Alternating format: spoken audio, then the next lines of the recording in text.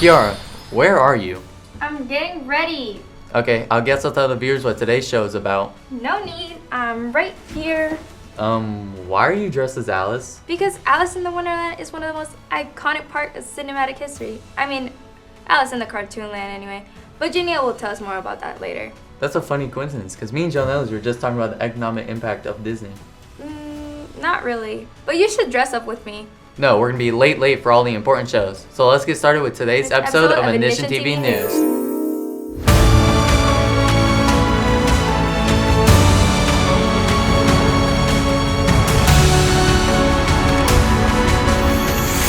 An Ignition TV News special, Disney's 100 Years of Wonder.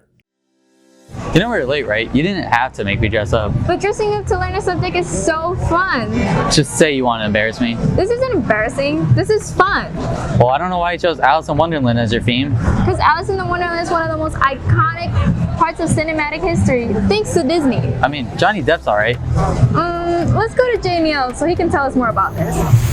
Walt's impact on the world of entertainment and attractions is hard to beat. Disney's company has been part of many huge breakthroughs and big turning points in the cinematic universe. It all started in 1921 when Walt Disney and Ubs Iwerks founded the company called Laugh-O-Gram.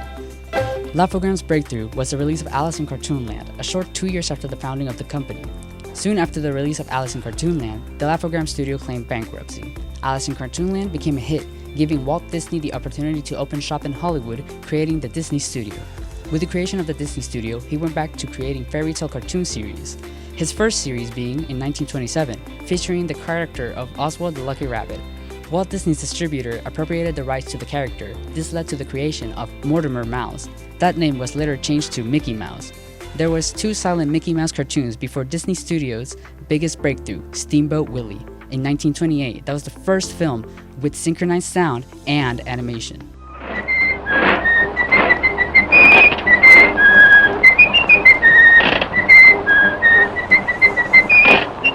Steamboat Willie gained dominance over the animated market for many years, leading to the rename of the Disney Studios and creation of characters like Donald Duck, Pluto, and Goofy, with the semi-abstract cartoon in 1929.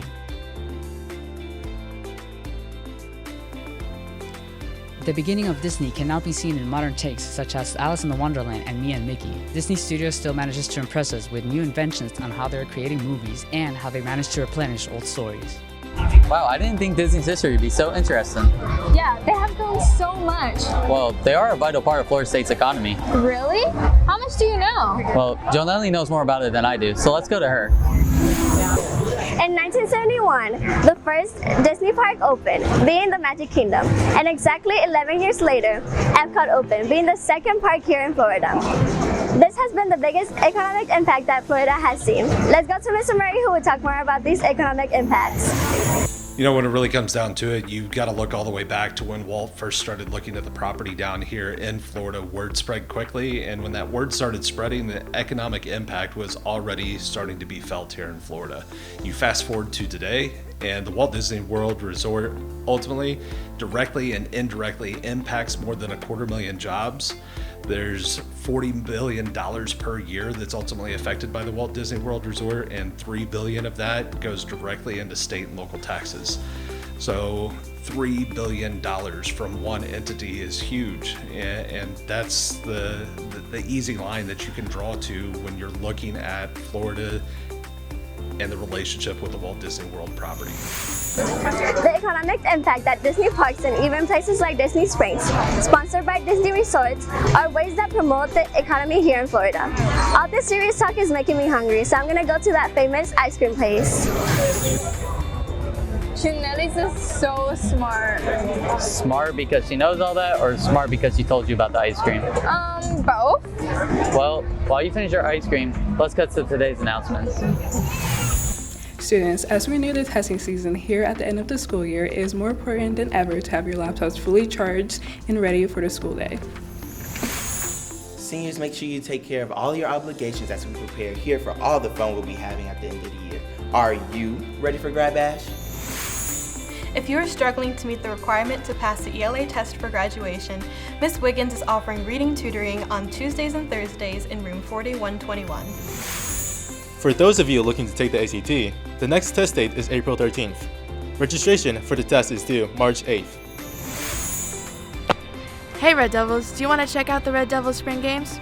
Well, to go purchase tickets and find out our schedule, go to kathleenhigh.polkschoolsfl.com. Now we need to go see our friends Baymax and Hero for today's Red Devil lesson of the day. Oh, hey Baymax. On a scale of 1 to 10, how would you rate your paint? Okay, we're just On a scale of 1 to 10. 3, all right. Now focus. I came here to solve a really important problem. See, when I designed your suit, I designed it with blunt damage in mind, but I never thought of corrosive resistance. Corrosive substances can cause severe or serious damage to the skin.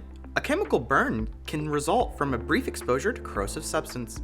Corrosive substances include strong alkaline materials or acids. Skin scarring is a common outcome. Now imagine what that would do to your armor. I'm made of a carbon skeleton and... Baymax, focus, okay? Now, who do we know who has corrosive chemicals? I mean, we could ask Honey Lemon. She has those blobs, right? Honey Lemon's polymer structures can be very corrosive and alkaline. Yeah, but what pH does it take to make something alkaline though? In a predicament like this, it's best to ask your peers. Baymax needs your help, Red Devils. What pH does a chemical have to be more than in order to be alkaline? Isn't it 7, right? 7? 6. Okay, 7. So a pH over 7 is required to make something alkaline. Now, I imagine the opposite to make something corrosive. Alright, Baymax, let's get to work. All this talk about Disney makes me want to go to the parks. Well, that would make us part of the economic impact, but we don't have the money for that. That's true. But at least we can watch Disney movies. We could watch the Alice in the Wonderland movie. I mean, we are dressed for it. You're right. We're just here to remind you to be excellent, be respectful. Be determined. Be what? Be red. I'm Cody. And I'm Kiara. Reporting for IgnitionTV.